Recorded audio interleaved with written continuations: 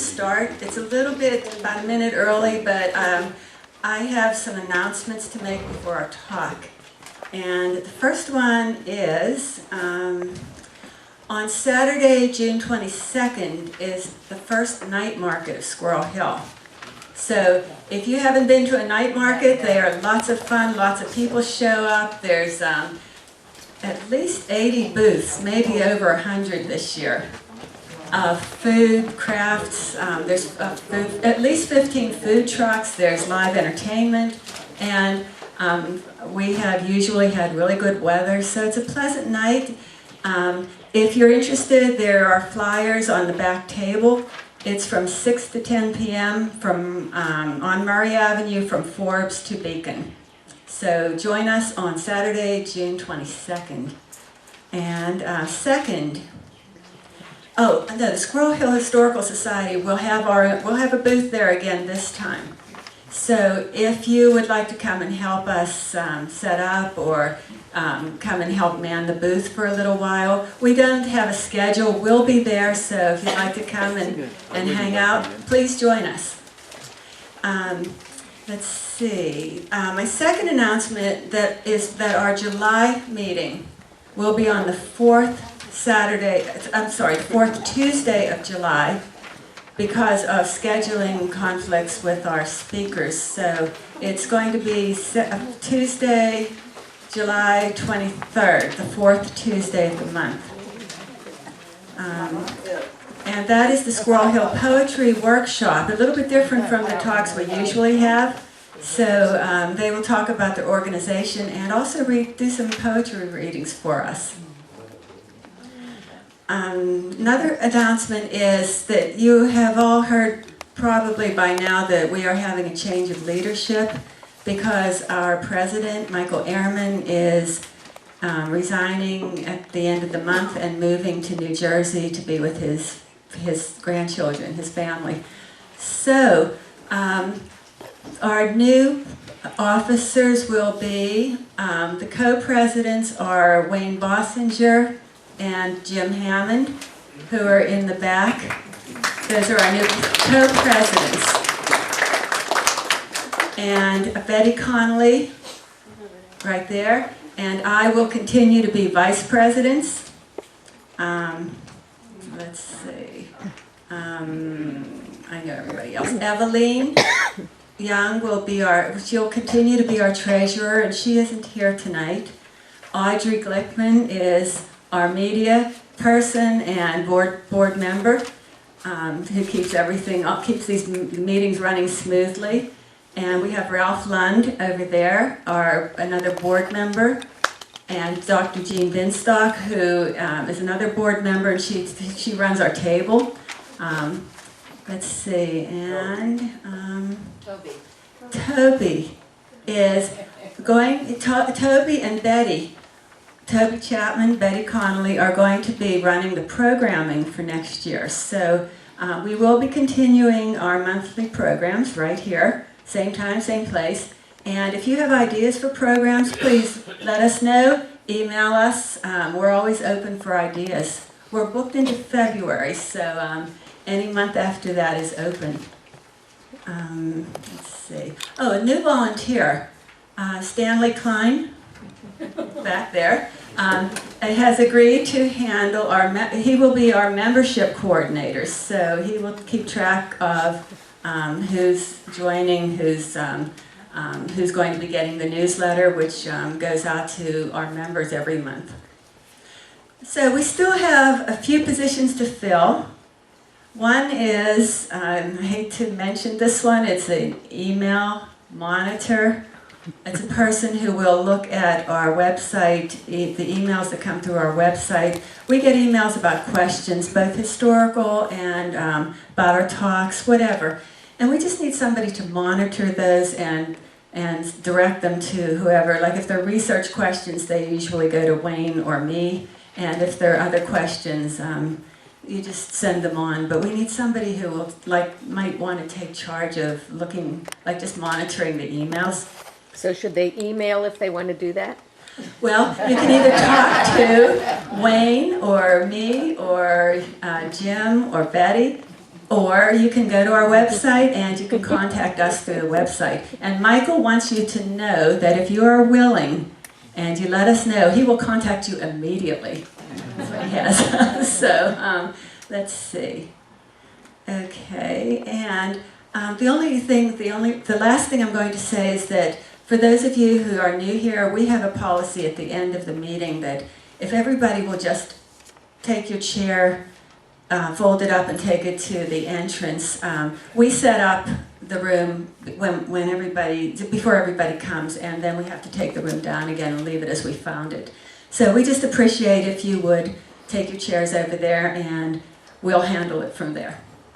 Okay, so without further announcements, that was my whole cheat sheet, I would like to introduce you to our speaker tonight, Matthew Falcone, who is president of Preservation Pittsburgh. And I would like him to tell you a little bit about himself and about the subject of Catahecassa Fountain. Thank you.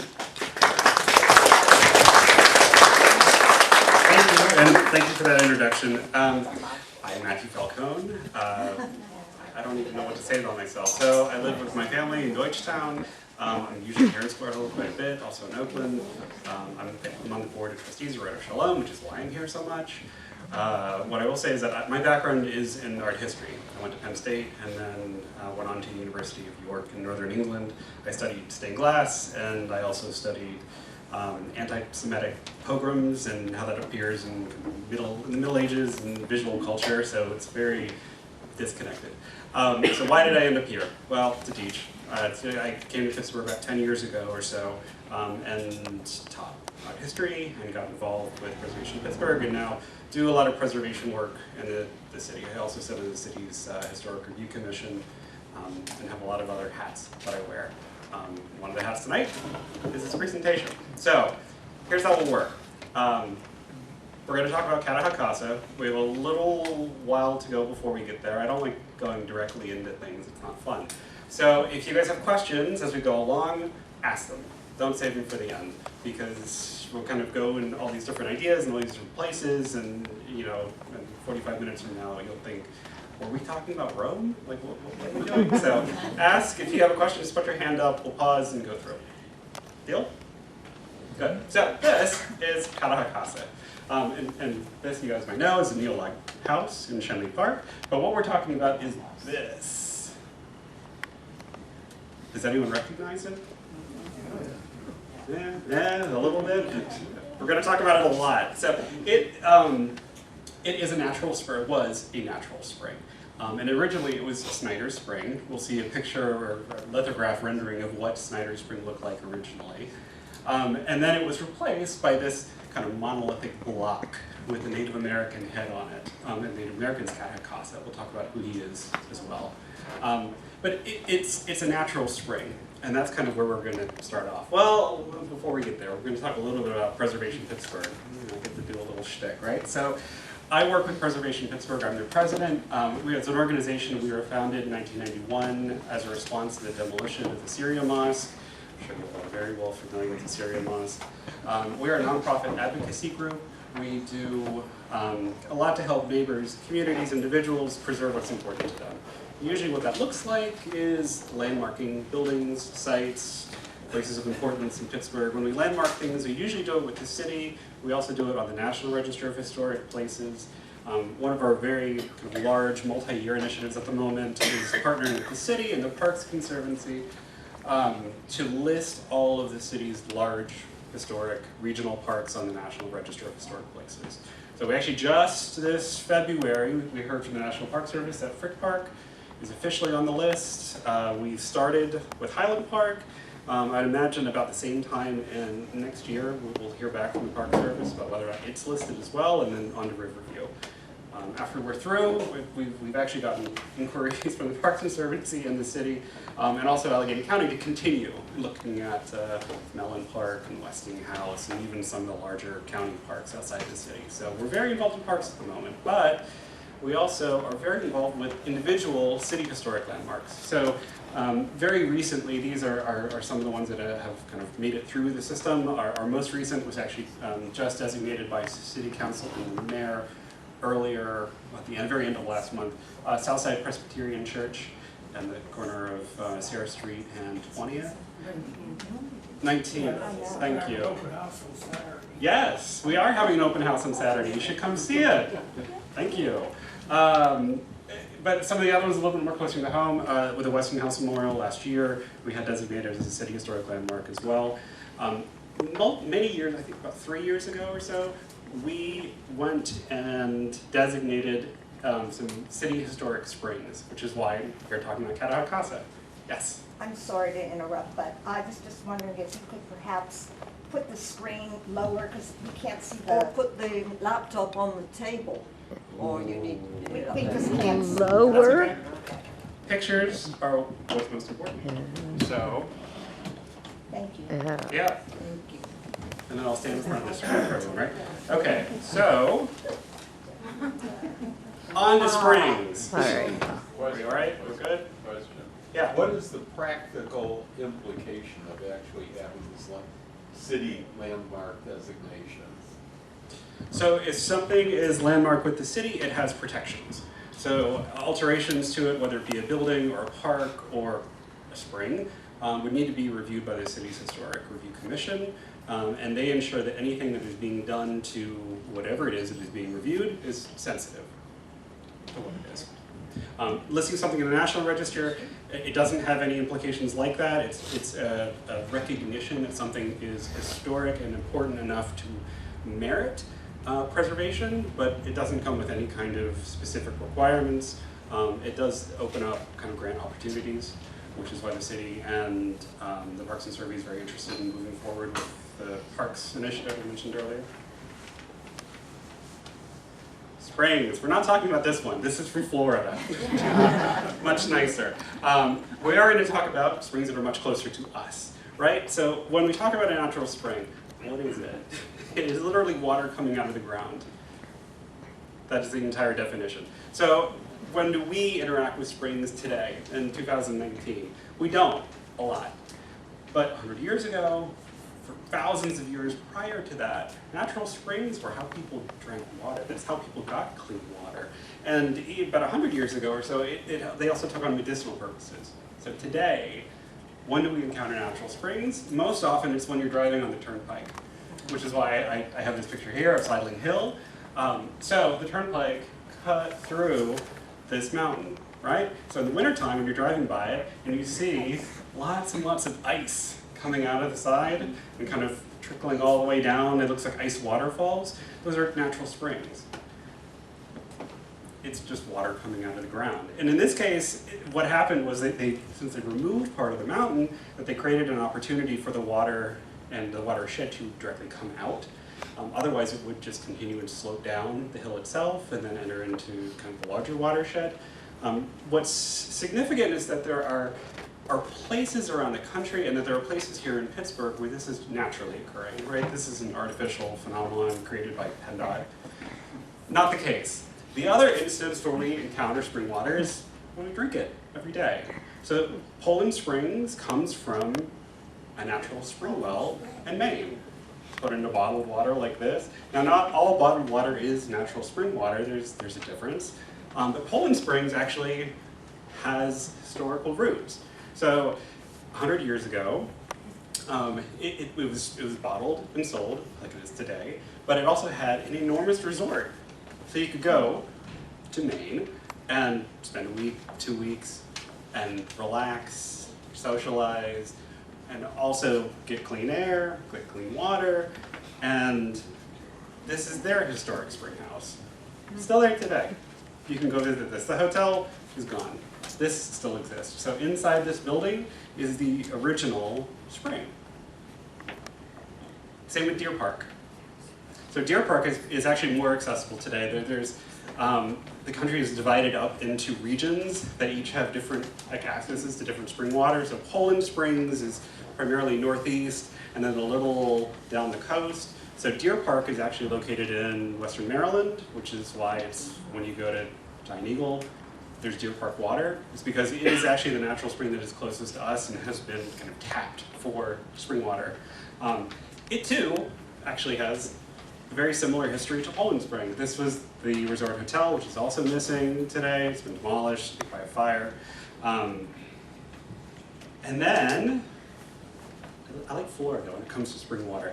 So Florida has a completely, we don't drink any water from Florida, but it has a really strange kind of recreational connection back to natural spring water. There's so much of it, and because of the topography in Florida, like there are giant wells. So that picture of a mermaid, and she was like next to, what was it, like Catahecassa Spring.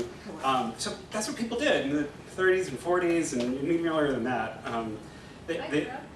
Yes. If you drink it, there's sulfur in it, so mosquitoes won't bite you. Indeed. So, and people used to go down and pretend to be mermaids, take pictures of themselves underwater while mowing the grass. I mean, if you Google it, you get some really good images.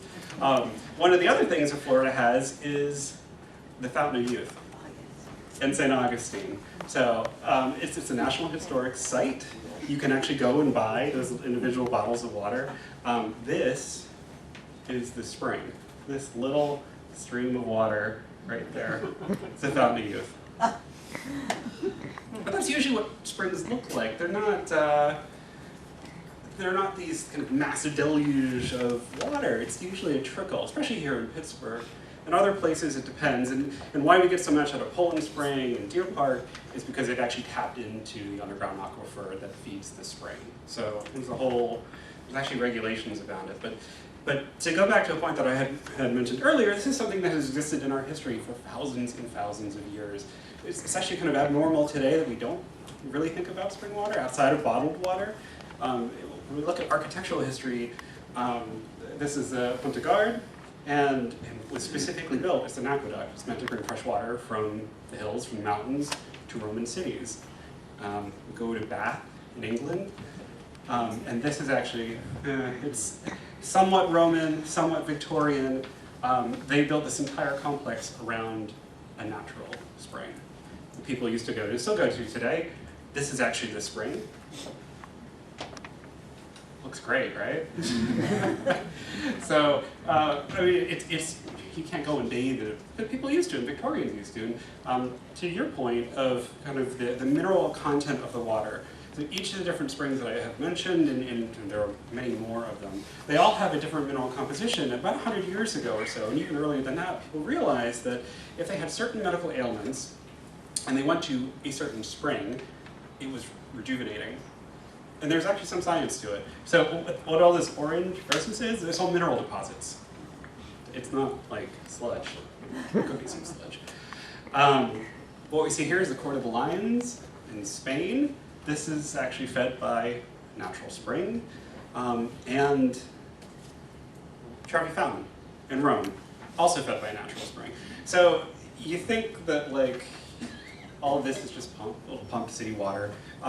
For hundreds of years, in all of these cases, it was not. It was all fed by natural springs, and there were really complex ways that people built around natural springs. Art. Bedford Springs is another, yes, exactly. So, not only were they building things around these springs, but there is this kind of arc in art history, I'm an art historian, where people are drawing about where springs come from, where rivers come from. This is the river god, Arno.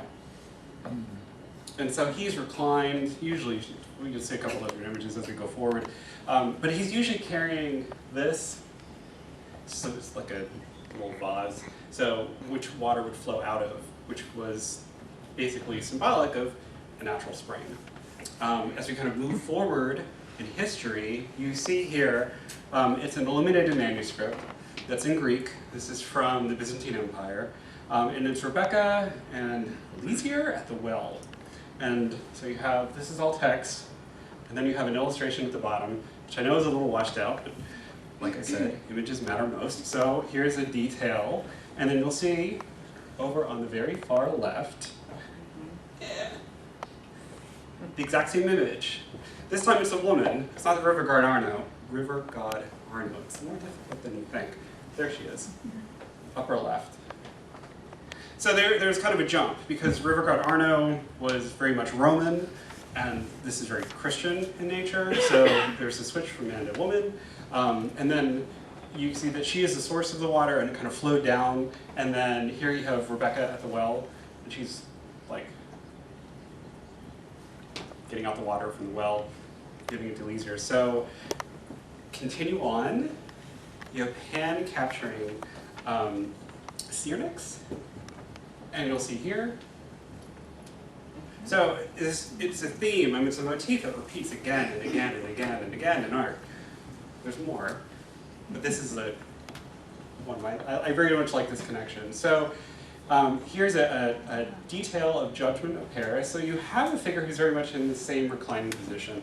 He lacks the kind of the jar, right? That's the wellspring, but he's in the exact same pose, and he's immediately next to a body of water. So the implication there is that there is a connection. Fast forward 300 years, you have the exact same figures, right? Next to a body of water, there's a little boat, so we know that this is meant to be a lake. They're closed, she's not, it was very scandalous at the time. But that continued to be prominent enough to take us into the 1980s. So this is a Bow Wow Wow album cover, exact same iconography. I told you we'd go a lot of other places before we actually get to the springs, right? And then here today. This is in Spring Hill, north side. There's a very kind of large mosaic that is a welcoming feature to the neighborhood itself. On the right-hand side, there's this feature, which is, so this is, we're looking at a very small detail. This is Bogaty Spring. It's another natural spring here in Pittsburgh. It still exists today. It's actually the only one that still flows today as well. So we're here in Pittsburgh, talking about springs. A couple years ago, Preservation Pittsburgh worked with each of these different neighborhood groups and different owners to identify the remaining springs and have them designated as historic landmarks so they would be protected. House Spring, you guys might know, is very close to us. I think most people think it's just an incredibly ornate bus shelter. Not the case. I mean, today, no, I wouldn't say that to the Port Authority, but no, there are 3 different springs, and we'll talk about some of the history of House Springs later because it's very interesting. But it was, and still is, a feature in Pittsburgh history where it was kind of a gathering point, and there's all kinds of different social components that go to it as well. But it was a natural spring for people to use. Yes. Fifth Avenue. Is it? No. It's not anymore. No. Fifth and I don't know what the Between yeah. Shady and Negley, perhaps?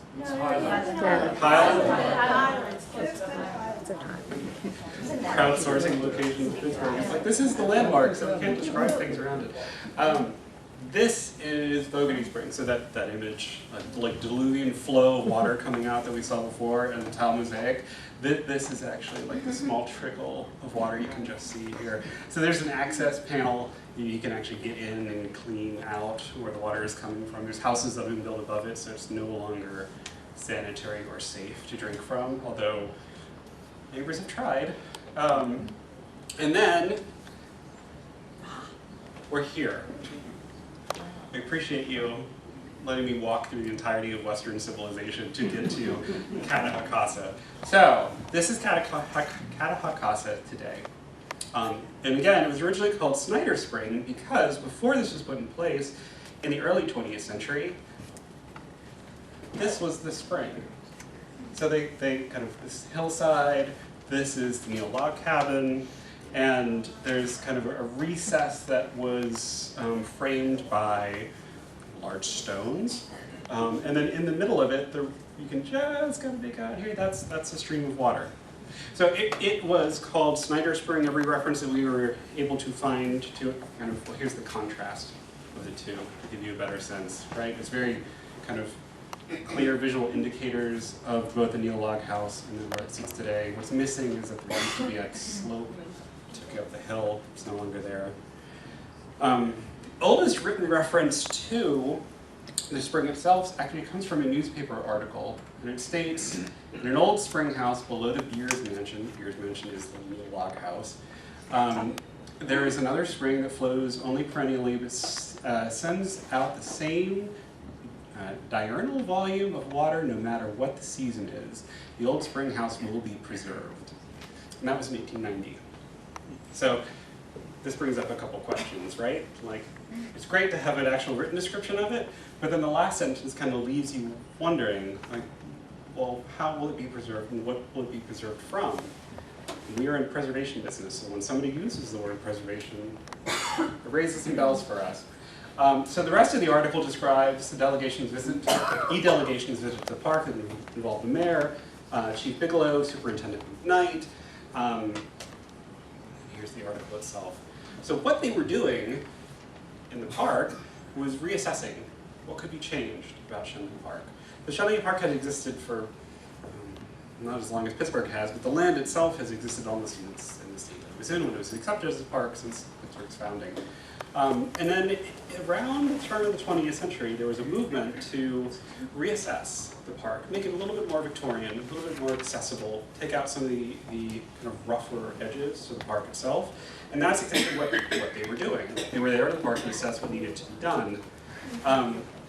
What's interesting is that some of the other stories around it and this is actually from like the column immediately next door to it, talk about these wild Indian stories, right? And this is relevant because when you look at Catahecassa and why and what and how it replaced Snyder Spring, like the Native American narrative is important.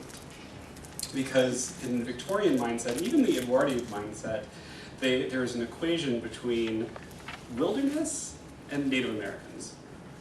And we'll kind of talk about that as it goes on. The story itself is so, I mean, it's well worth a read because they end up talking about these carriages going through the park, and then they get into an argument about George Washington, very seriously. And then the argument was resolved because somebody at some point found a vest that still had George Washington's letter in it, and it was just very, very far-fetched. What actually happened is that there was a 4th of July celebration in 1906, and the funds that were left over from it were kind of in question, what the city should actually do with it. So you had about $2,403 remaining in the 4th of July fund, so they polled the donors. This was the city of Pittsburgh doing this. And the city said, what do you want us to do with the money? The donors said, split the difference. You can have about $900 to put a new fountain in Schenley Park, and $1,500 and so you need to go directly to the Milk and Ice Association. In my mind, it meant ice cream. It doesn't mean ice cream. So what's important to take away from this is that the donors were originally giving money to a 4th of July celebration, and then when they were given the opportunity, they wanted it to go to a charitable cause. And the charitable cause, these two things have in common, was making drinking water more available to people. Which brings us to this. Drinking fountain in the park will recall the Indian days. Very shortly thereafter, there was a rendering done, this was actually in the Pittsburgh Press, of what the new fountain would look like. I mean, the rendering is kind of literally and figuratively rough, and that was purposeful, but this more or less looks like Catahecassa that we have today. The question is, who was Catahecassa? And why was he chosen to adorn this fountain? So Catahecassa it translates as Black Hoof. So on the fountain itself there's a dedication plaque, and it says Catahecassa Black Hoof, and a lot of people interpret that as first name, last name. Now, Catahecassa is Shawnee, and then the English translation is Black Hoof. Most people say Black Hoof because it's more accessible to us. Catahecassa is somewhat difficult for people to say at times. So he lived between 1740 and 1831. He was chief of the Shawnees, and he was allegedly present, which is interesting for our history, at the Battle of the Monongahela in 1755, where he either witnessed or participated in the defeat of General Braddock. Braddock, I think we all know. He later kind of had a change of heart. So he was known for I his prowess as a warrior, and later in life, he advocated for peace. And not only did he advocate for peace, but he advocated strongly for adapting European and American ways. So he kind of advocated for the Shawnee to farm, which is something that they hadn't done before. They were primarily in Ohio, and he also fiercely fought against their removal. After his death, the Shawnees were moved against their will to Kansas and then to Oklahoma. But what's important as part of his narrative is that he was advocating for peace, and he was also advocating for, I think, a kinder approach at the time for his people. This gentleman is a gentleman who's responsible for the creation of Catahecassa Fountain, and also for the selection of Catahecassa for the subject matter. He's James W. Clarke, also somewhat of a local, born in Washington, PA. He was the director of public works after kind of bouncing around quite a bit. He was also the director of public charities, sewer system, highways, kind of all over the place. So once the money was made available to him from the 4th of July Fund, he was the one who was responsible for selecting Catahecassa as the subject of this fountain. What's sad is that he passed away before its completion. So he actually went to I think White Springs in Virginia, West Virginia border. He had surgery and needed to recuperate. Ultimately, this surgery led to pneumonia and he passed away. So he never saw the completion of it, but this is what it looked like when it was first unveiled. I know it's a little rough, but a couple of kind of key points to this, right? The article, Indian Space Has Beauty, to Snyder Spring, and then you have a plaque here, and then this is the bas-relief of Catahecassa. And then surrounding it, you have like a little kind of niche, and then landscaping. A little clearer picture. This takes us to 1912, and it's nice because you actually see how it functions and what people were doing with it, right? So if you look very closely, you have Catahecassa Fountain here, and then you look down, and these two shiny objects are glass bottles that were always kept at the spring for people to collect water to drink from. And then you also have the discoloration that you can see, and all the shininess is that it ran constantly. So the way that they had orchestrated this was, so there's the faucet, leads into a basin, so you could use the bottle either to collect from the faucet or drink immediately from the basin. It would overflow, run into the street, and then there was a drain that was put in. That actually still exists today. We'll talk a little about that too, but when people were in Schenley Park and they were picnicking, they were adventuring, they were motoring, they needed water to drink. And they didn't have water fountains. There was actually a lot of mistrust of city water then because it was very frequently contaminated. And so people would look to spring water as something to drink. So that's from 1912, 1913, postcard we were all familiar with from the beginning. And then a couple pictures from a little later on. This is from 1922. And then a detailed photo from them as well. And you can see that some of the landscaping has kind of overtaken Catahecassa Spring. So I did want to go back to kind of the surrounding and the stonework, because it actually has another connection into Schenley Park that I think all of you are familiar with, the Tufa Bridges. You know the Tufa Bridges? It looks like this. I promise you that. So tufa is it's a rock that is more or less a mineral deposit, and it is sometimes it's a calcification. It depends on kind of what the mineral is, but it's porous. It looks a little bit like a sponge. It is created around natural springs.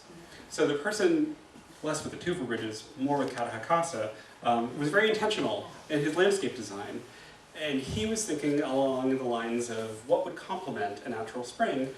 Landscaping with tufa. He also created these tufa, there are two tufa bridges in the park. One is by the visitor center, and you kind of go down the hill, and then you're rewarded with this view from when it was a couple years after it was created. It was originally meant to, it was a bridle path.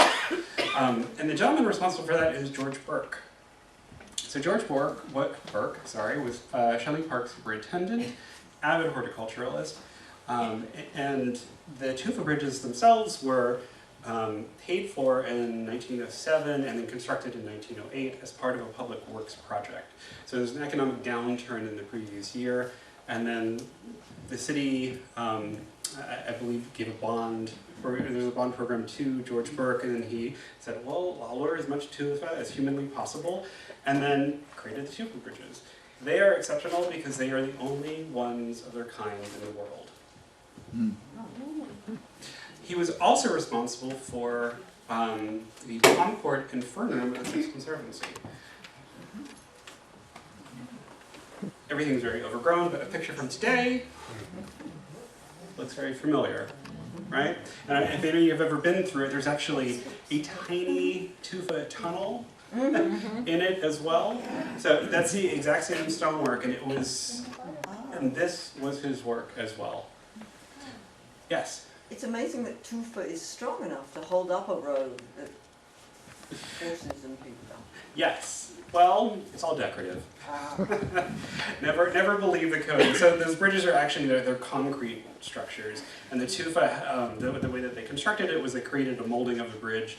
They poured in, they put in the ironwork and then poured in concrete and then affixed the tufa to the bridges themselves. So it's all decorative. Yes? Exactly where is this? How do you get to it? If you're on East Circuit Road, it kind of depends which direction you're coming from, because you can go Serpentine and then down, or East Circuit and up. It's at the cross of the two. If you come down Darlington, It is. and Westinghouse Memorial. it's that way. If you come down Darlington? Yes. It's closer from Darlington. Then Darlington stays or straight. Yeah, you're right. If you're coming, because I'm coming from Deutschtown and trying to get to it, you guys are coming the opposite way. So yes, if you go like Darlington, it's, let's say, 5-minute walk or so from that. Yeah, that's what on the drive here tonight. I'm thinking we should all just actually go over and it's nice and outside. It's a nice day. We'll do this lecture there. Is it right along one of the roads? Yeah, it is. Do you know where the log cabin is? Yeah. It's right in front Right of the down log the hill. cabin. Yeah. In the park. So unfortunately, like many things in Pittsburgh, after 1922, the Catahecassa fountain kind of went into decline. And that took very many shapes. So there's an article actually from 1928 that's talking about it being defaced.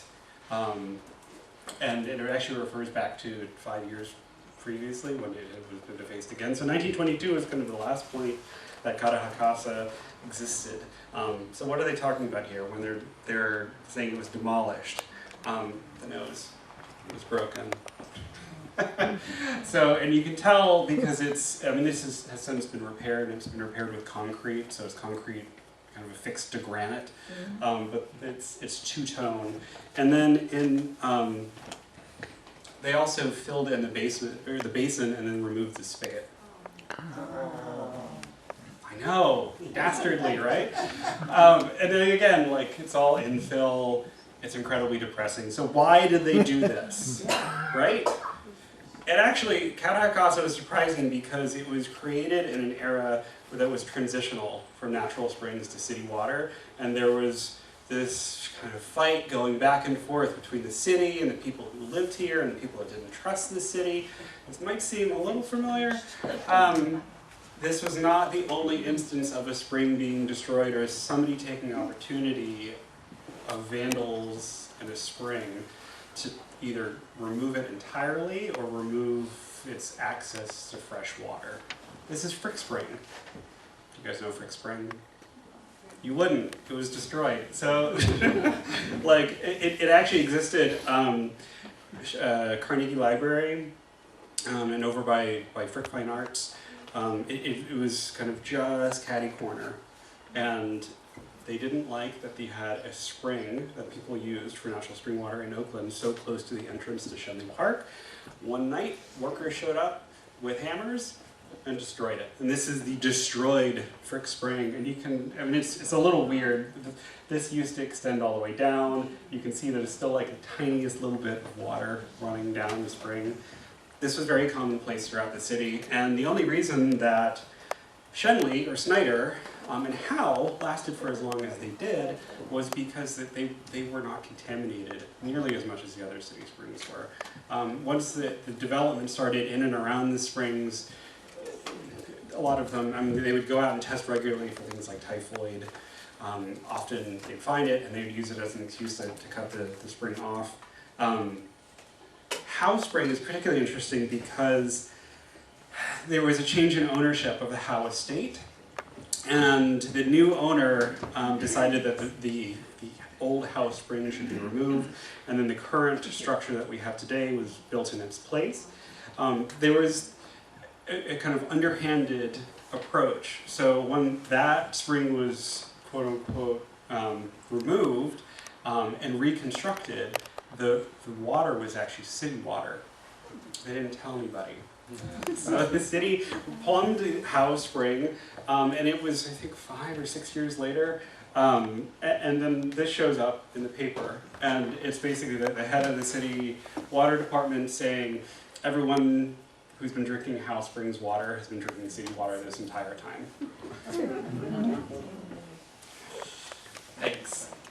That was not the only instance or kind of negative impact to Catahecassa, unfortunately. So in the late 1960s, we have Griswold, Winters, and Swain were brought in to reimagine the landscape. And so what we see here is kind of a little snippet of their plan. And this triangular is the pavement in front of Catahecassa. That's Catahecassa itself, and then this is the drain we were talking about earlier. So what Griswold did is he decided to put in those stone steps down from the Neo-Log House to Catahecassa. And so what you have here in the next few pictures are actually images of the construction work done to create that. So this is from the vantage point of standing, I think, about halfway down from the Neo-Log cabin, and we're looking towards Circuit Road, and then this is Catahecassa here. There was a big debate at the time because although there was, if you can all think back to that original lithograph of Snyder Spring, there was a walkway from the spring towards the house. It wasn't anything this rustic or formal. And Griswold was actually not a fan of it, but he got into it with the city, and there was a lot of design discussion about what should be done to this. And ultimately, what we have today is this. So, a lot has changed, a lot hasn't. It's not overrun by grass. And then a close-up of it itself. So what I can tell you today is that since we were able to go through and designate each of these historic springs, it has started a discussion about how they should be treated. The Vogedy Spring, the one that's up in Spring Hill, has actually been fully restored by the city. It's a city-owned property. There are discussions with the Parks Conservancy and the city. The intent is to restore Snyder Spring, Catahecassa, to kind of chip out the basin, put a spigot back in. I don't think that it will be spring water. There's a lot of liabilities that come along with it, and there was, after the discussion about Vogedy Spring, I can't imagine that being the case, but it would likely be plumbed with city water and looked at as a decorative feature, not something that people are encouraged to drink out of. There is also a discussion about reimagining the landscape and its surrounding, because what we have today, which is this, is by no means reflective of kind of either era of the spring's existence. That beautiful tufa was actually somewhat insultingly ground into tiny little pieces and then used to kind of decorate. And if you go there today, you can still see tiny little tufa pebbles in and around the spring. It's a little disheartening. The tufa itself is actually from northeastern Ohio, so it's not that far. And I think the Parks Conservancy is interested in creating a landscape that is more reflective of the era when Catahecassa was first created, as opposed to looking to something even further back when it was Snyder Spring. There is the much larger discussion is what to do with the stairs, since they are a much later addition, but our Griswold, as I think many of you know, has had a very large impact on city parks, and whether or not these actually relate to his design ideals and are worthy of preservation himself is, I think, a point for discussion. Question? Oh, well, that was my question. That looks so out of character. The stairway does with the fountain.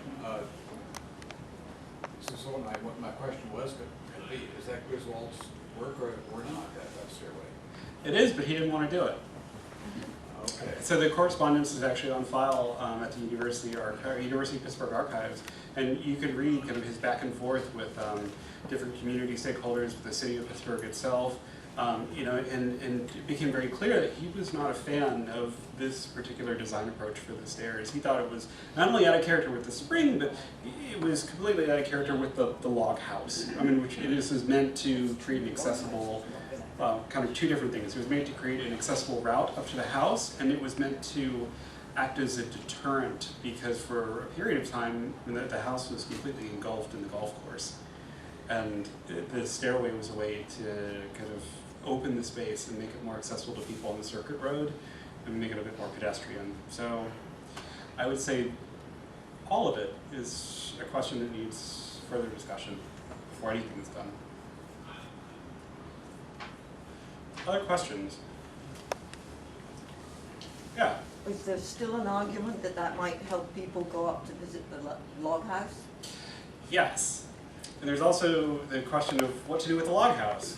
Not that it's going anywhere, but it's currently encircled, as I think all of you know, by a mesh fence and kind of barbed wire. It really takes away from the character of the house and its use in the park. I mean, the intent is to protect and preserve it, but if something isn't publicly accessible, then...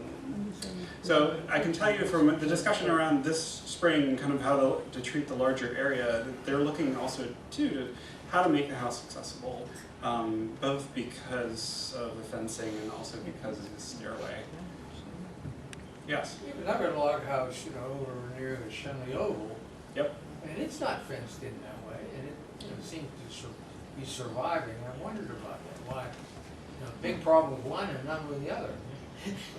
I think that, so my understanding that the primary difference between the two is that there are artifacts in this, like in the log house, and that the intent in kind of fencing the entire thing off was that to preserve the restoration work that was done in the 1960s, but also to protect kind of what was inside of the building, while the other house doesn't have anything in it. What is in it? Do you have any idea? I've never heard that. I haven't either. No, I don't have an inventory. I do know, well, they used to open the old log house during the Vintage Grand Prix. I don't know if they're still doing that. So you could actually go in and see it. The other one is used for the summer activities for the park. It is equipment, sports equipment for the kids that use the playground next to it. But they're both rebuilt houses. They're not as they were. Right.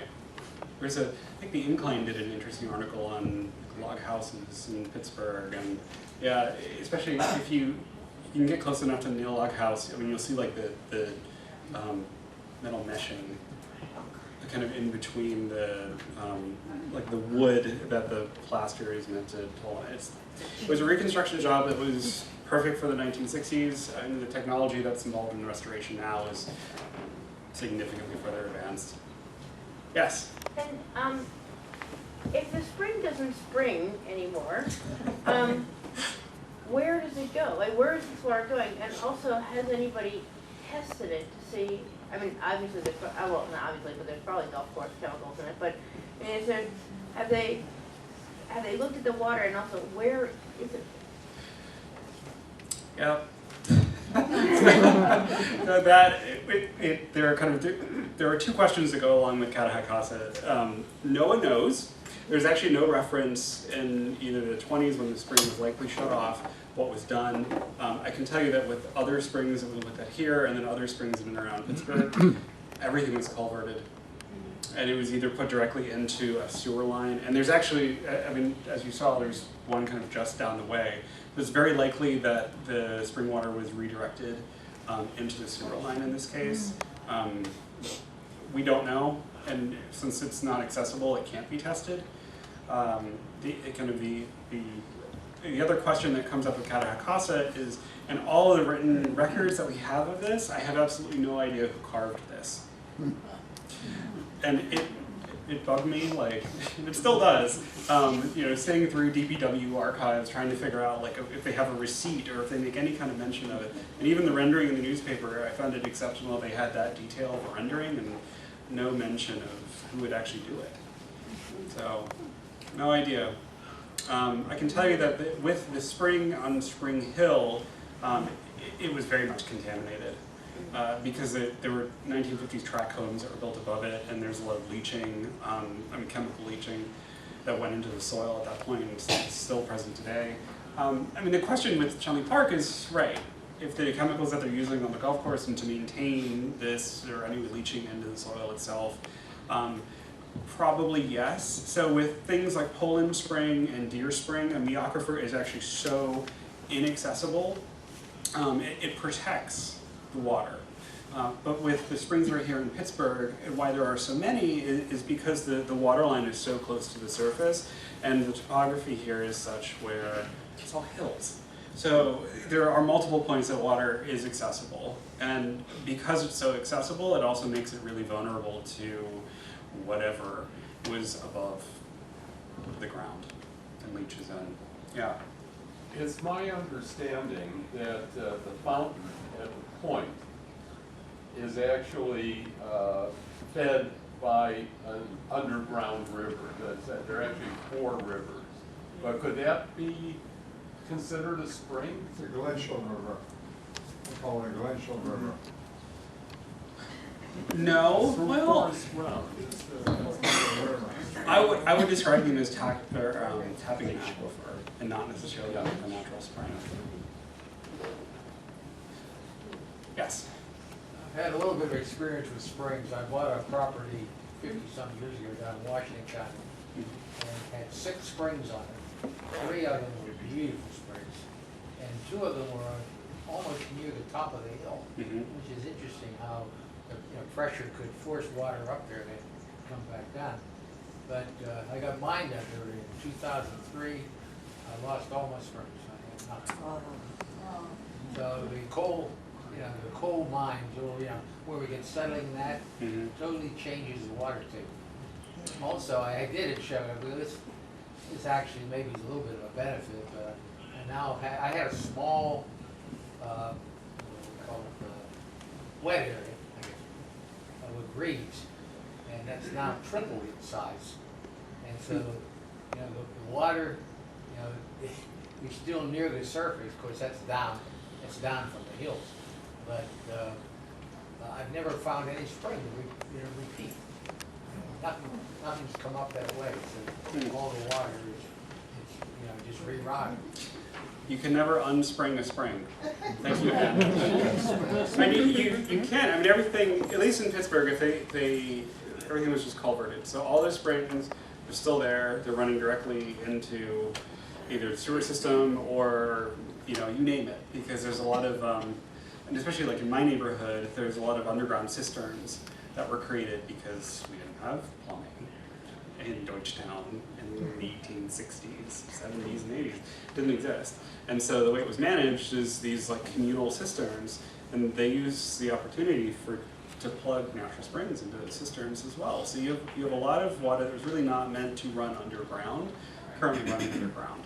But there really hasn't been any kind of systematic documentation of where that happened, why it changed. Especially at the turn of the 20th century, it was very purposeful that the city and the water authority that was the city, they really didn't want people drinking spring water, because to them it was easily contaminated with typhoid. And people didn't want to drink city water because it was easily contaminated. It was like this back and forth. But the city had more authority, and so they would do things and not document. You don't really find articles in newspapers. In some accounts, And actually, and the most kind of, I think, exceptional one is the spring that's on Spring Hill, is because the city went to repave the street. They went to pave the street. And at that time, their work was very apparently affecting the flow of water out of that spring. And there's a petition from 1912 from the entire neighborhood to city council saying, finish the street and fix our spring. And they did it. It was, I haven't seen a petition like that, or that kind of formal documentation where neighbors are actively arguing with the city. There was a lot of, with Howe Spring, it was exceptional because when the Howes sold their estate, they actually put a caveat in their deed that Howe Spring would continue to flow and be accessible to the public in perpetuity. And within 2 years, that wasn't the case. And so the Howes brought in a lot of lawyers until they were able to work out the arrangement that lasted, actually up until I think the 1980s. I think that they were still water fountains in Howe Spring.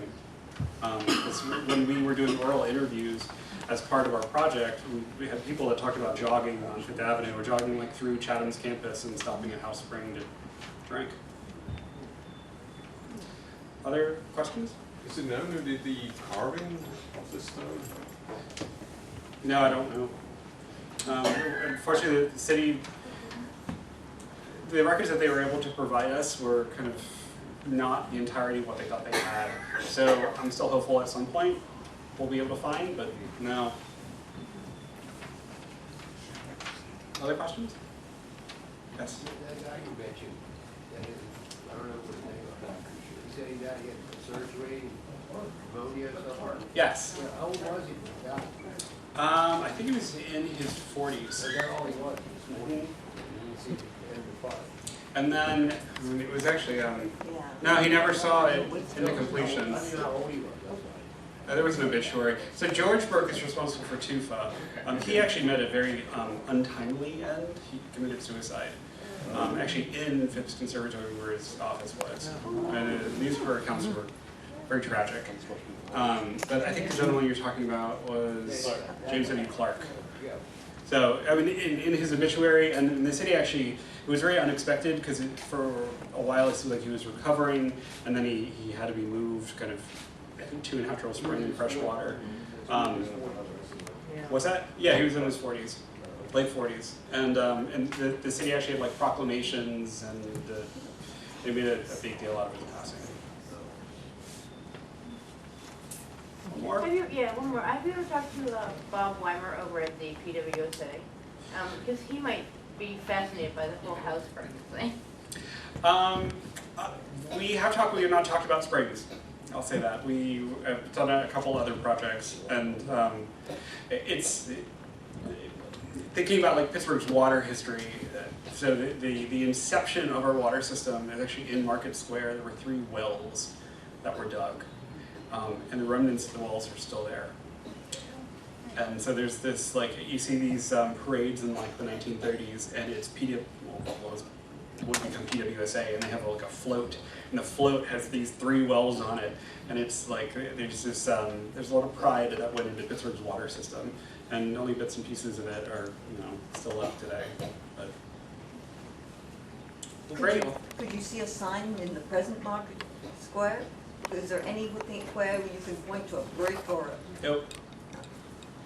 It's a good idea, though. Yes? It's my understanding in human history, there's nothing better for human health than a public water system.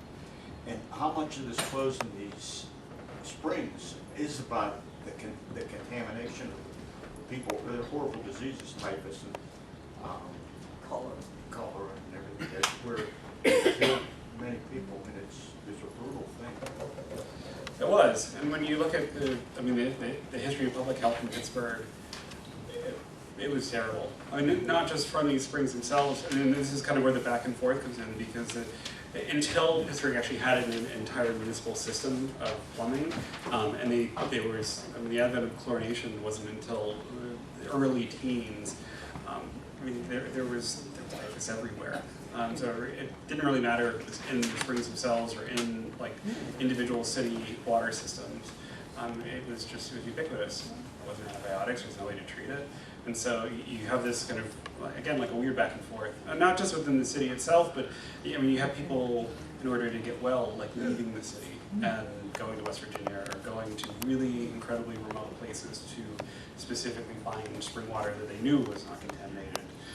And there's an entire industry built around that. Yes. When I bought this place, it had a hand-dug well in the, right off the front porch. And I didn't drink it right away, but anyway, I took a sample in Washington Hospital, and in those days, they checked water. I got a report back and had a whole bunch of things listed as bad, and said non-potable. Well, the data didn't mean anything to me, so I called up and asked him about it. The guy says, "Where'd you get this water?" And I said, "Well, it was from a well, and hand-dug well.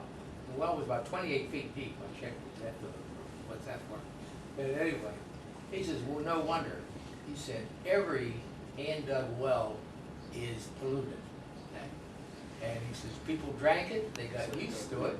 And actually, I knew a number of people that had lived in my house, and they all drank it.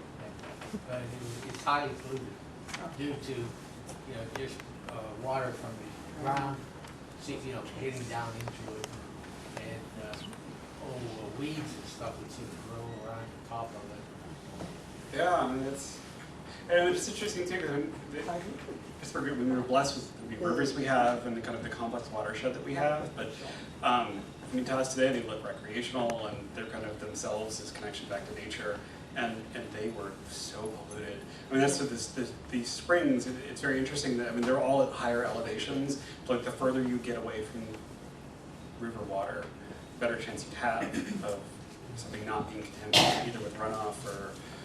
Well, it was a hand-dug well at the house. Yeah. I used spring water for 38 years, and every time I checked it was fine. Mm-hmm. You had a question as well? Yeah. You mentioning how people went out of the city, you made me think of this. I know there was a resort like that, like a spring water resort out in like Raccoon State Park. Did you encounter that at all, like when you were researching this stuff? Yeah, we looked at that, and there was another very, very large resort in Idlewood as well, and that was kind of, both were notable because they were on train lines. And so most people, when they talked about, I mean, it's kind of convoluted. So they used to have society papers, and they would say so-and-so is going to to X place to vacation. And so there was kind of a hierarchy of springs. And the further away you could go, the better off it was. And so you had actually people going to Maine, and you had people going to Arkansas, to take in the springs. And then you had people kind of immediately leaving the city of Pittsburgh and going to like Raccoon State Park. And then Aspinwall had one as well. And so there was kind of like the immediate outskirts of Pittsburgh, and they would not only advertise as a place to go, but they would bottle their water and then bring it on trucks and sell it in the city. And so you see advertisements for like, it's called like, there was Dark Water was the one in Aspinwall. And they would bottle it and drive it in and sell it to people living in the city. And this is actually something that existed up into really the 40s. It's fascinating. I just wanted to say that Wayne did a chapter in our book about a spring in 9 Mile Run that was pure mineral water, and they did bottle it. It was Kaiser, it was Duquesne Vichy water. And they bottled it and sold it around the city, and it was mineral water which cured dyspepsia and liver problems and female problems. Those were the advertisements right here in 9 Mile Run.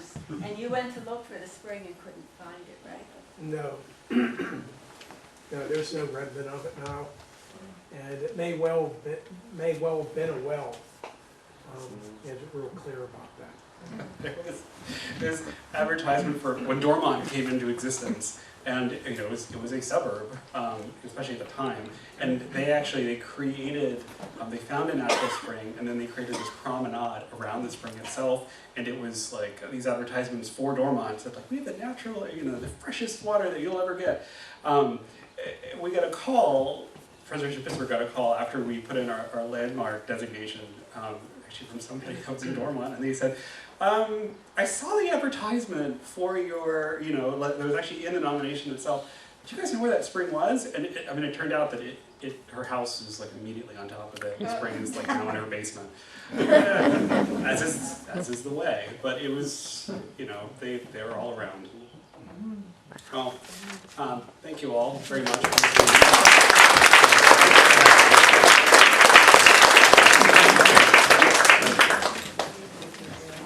Thank you, and